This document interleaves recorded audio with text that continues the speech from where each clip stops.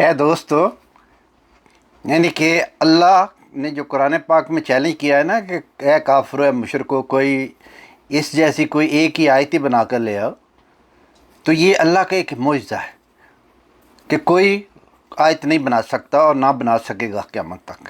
اسی طرح حدیث جو ہے نا، اس کا بھی یہ ہے، یہ بھی اللہ کے نبی صلی اللہ علیہ وسلم کو اللہ تعالیٰ نے ایک معجزہ دیا ہے کہ اس کی بھی کوئی مثل نہیں، نہ قرآن پاک کی کوئی مثل قائم کر سکتا بنا سکتا ہے، نہ حدیث کی۔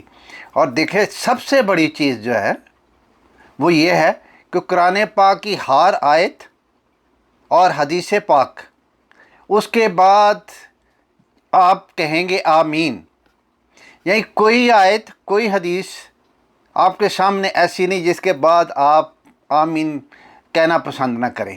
کیوں؟ اللہ کے نبی صلی اللہ علیہ وسلم انہوں نے جو کہا وہ افضل ہے، اور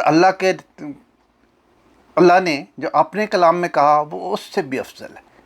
تو اس لیے ہم سب دیکھیں، ایمان والے مسلمان جو ہے وہ ہر آیت کے بعد یا ہر حدیث کو سننے کے بعد ہم کیا کہتے ہیں؟ آمین، کہ ایسا ہی ہو۔ یعنی کہ یہ صرف مشرک، کافر اور منافق جو ہے وہ ہو سکتا ہے نہ کہیں، لیکن باقی ہم سب تو یہ کہیں گے ایسا ہی ہو، یعنی کہ جیسا اللہ نے اور اللہ کے حبیب صلی اللہ علیہ وآلہ وسلم انہوں نے فرمایا ایسا ہی ہو۔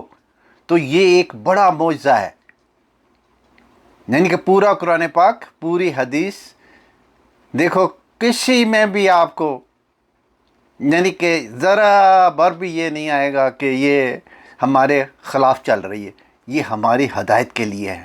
دونوں چیزیں جو ہے نا، اللہ کے نبی صلی اللہ علیہ وسلم انہوں نے کر کے دکھا دیا، اللہ نے قرآن پاک میں کہہ کے دکھا دیا، یعنی کہ سمجھا دیا۔ تو یہ دونوں اللہ کے معجزے ہیں۔ اللہ تعالیٰ ہمیں ہدایت دے۔